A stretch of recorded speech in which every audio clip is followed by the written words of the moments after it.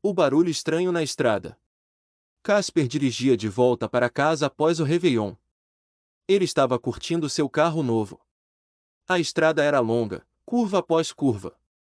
De repente, um som baixo começou, um barulho que não parecia de um carro, animal ou vento. Ele desligou o rádio. Nada. Pisou no acelerador. O som se aproximou, mais alto. Virou a cabeça, nada. Mas o som agora parecia dentro do carro. Na placa à frente, apareceu apenas uma palavra. Permanece. Casper tentou ignorar, até que algo bateu na traseira. Não um acidente. Algo arranhando a lataria, como se quisesse entrar. Ele chegou em casa, suado. Mas quando desceu do carro, percebeu. Não havia ninguém na estrada.